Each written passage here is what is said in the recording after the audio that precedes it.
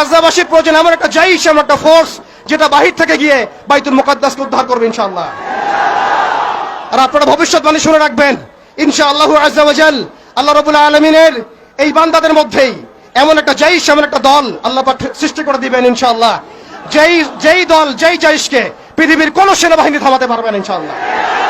শেষ পর্যন্ত তারা বাইতুল মুকাদ্দাস মুক্ত করেই ছাড়বে ইনশাআল্লাহ। শুধু সময়ের অপেক্ষা। ইসরায়েল একা শক্তিশালী হয় নাই, সুদীর্ঘ সময় পর্যন্ত ব্রিটেন তাকে সহযোগিতা করেছে। তারাই একত্রে হাত মিলিয়ে অটোম্যানদেরকে উৎখাত করেছিল। এর পরবর্তীতে পুরো পশ্চিমা বিশ্ব তাকে সহযোগিতা করেছে, আজও করে যাচ্ছে। আমরা ইসরায়েলের ব্যাপারে সোচ্চার, কিন্তু তার বন্ধুদেরকে আমরাও যদি বন্ধুরূপে গ্রহণ করি তাহলে এটা হবে একটা দ্বিচারিতা, একটা মুনাফিকি আচরণ। আজকে ইসরায়েল টিকে আছে আমেরিকার উপরে। আমরা সুস্পষ্ট বলতে চাই, এই সাপের মাথা ইসরায়েল নয়, এই সাপের মাথা, মূল মাথা হচ্ছে আমেরিকা। আমরা সাপের লেজ নিয়ে কথা বলছি, কিন্তু মাথার কনসুলেট ঘেরাও করার মতো সাহস আমাদের হচ্ছে না। তাদের প্রতিনিধিকে ডেকে এনে জিজ্ঞাসাবাদ করার মতো সাহস আমাদের হচ্ছে না। আমরা ইসরায়েল নিয়ে তৎপর, কিন্তু আমেরিকার যে আগ্রাসী ভূমিকা, কে ইসরায়েলকে অর্থ দিয়েছে? কে ইসরায়েলকে অর্থ দিয়েছে, বোম দিয়েছে?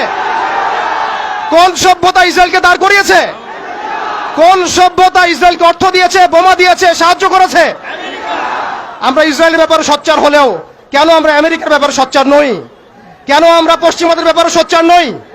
আমাদের উচিত হবে তাদের সকলের সাথে বন্ধুত্বপূর্ণ সম্পর্ক ছিন্ন করা। প্রত্যেকটা মুসলিম কান্ট্রি থেকে ইসরায়েলের সাথে যাবতীয় কূটনৈতিক তৎপরতাকে ছিন্ন করা। শুধু তাই নয়, আরেকটা বিষয় আছে, আমরা মৌলিক ইসরায়েল সম্পর্কে সচেতন। আমাদের বাড়ির পাশে নতুন একটা ইসরায়েলের জন্ম হয়েছে, এই ব্যাপারে আমরা সচেতন নই। আমরা দেখলাম তারাবির নামাজে মসজিদ ভাঙা হলো, হোলি উৎসবের নামে মুসলিমদেরকে নির্মমভাবে রাস্তার মধ্যে পেটানো হয়েছে। তারা একটা অনিবার্য যুদ্ধ আমাদের উপর চাপিয়ে দেওয়ার চেষ্টা করছে। আমরা যতই ভালো মানুষ হতে চেষ্টা করি না কেন, আমরা এই কনফ্লিক্ট এড়াতে পারবো না। ইতিহাস আপনারা পরে দেখবেন আমরা এড়াতে পারি নাই। আমরা যতই ভালো এবং সুশীল সাজার চেষ্টা করি না কেন, যতই তাদের তন্ত্রমন্ত্রের পূজা করার চেষ্টা করি না কেন, যতই তাদেরকে সন্তুষ্ট করার চেষ্টা করি না কেন, তারা কোশ্চিন কালেও আমাদের উপর এই অনিবার্য যুদ্ধ থেকে ফিরে থাকবে না ইনশাআল্লাহ। অতএব আমাদের উচিত আমাদের জায়গা থেকে প্রস্তুতি গ্রহণ করা। এখন আমরা কি প্রস্তুতি গ্রহণ করতে পারি এটা আপনারা সবাই জানেন। আমাদের মূল প্রস্তুতি ইমানের প্রস্তুতি, আমলের প্রস্তুতি, তাজকিয়ার প্রস্তুতি, এবং সবচেয়ে বড় কথা, বাংলাদেশকে যতদিন পর্যন্ত আমরা একটা মদিনা রাষ্ট্র হিসেবে কায়েম করতে পারবো না, ততদিন পর্যন্ত আমরা রাষ্ট্রীয়ভাবে এই সমস্যার সমাধান করতে পারবো না।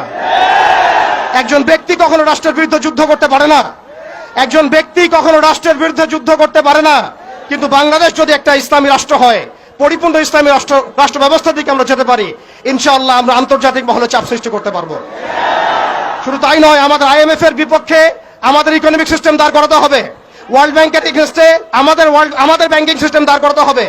ওদের ইউনাইটেড নেশনস ফেল করেছে, ওদের মানবতা সংগঠনগুলো ফেল করেছে। এগুলোর এগেইনস্টে আমাদের ঐক্যবদ্ধ প্ল্যাটফর্ম নিয়ে আসতে হবে। এজন্য অবশ্যই আমাদেরকে একটা ইসলামিক রাষ্ট্রের দিকে যেতে হবে। প্রিয় ভাইয়েরা, এখন কথা বলার সময় নয়, কাজ করার সময়। শেষ করছি আমি, আমাদের চোখের পানি তাদের কোনো প্রয়োজন নাই, আমাদের মায়া কান্নার গাজাবাসীর কোনো প্রয়োজন নাই। গাজাবাসীর প্রয়োজন অর্থনৈতিক সাপোর্ট, গাজাবাসীর প্রয়োজন সামরিক সাপোর্ট, গাজাবাসীর প্রয়োজন এমন একটা জাইশ, এমন একটা ফোর্স যেটা বাহির থেকে গিয়ে বাইতুল মুকাদ্দাসকে উদ্ধার করবে ইনশাআল্লাহ।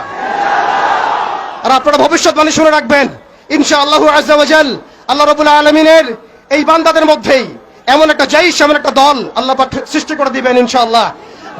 যেই দল, যেই জাইশকে পৃথিবীর কোন সেনাবাহিনী থামাতে পারবে না ইনশাআল্লাহ। শেষ পর্যন্ত তারা বাইতুল মুকাদ্দাস মুক্ত করেই ছাড়বে ইনশাআল্লাহ। শুধু সময়ের অপেক্ষা। তারা আমাদেরকে অপশন দিয়েছে, হয় আমাদের দাস হও, না হলে মরো। শেষ কথা, তারা আমাদেরকে অপশন দিয়ে দিয়েছে, হয় আমরা তাদের দাসত্ব করব, না হলে মরবো।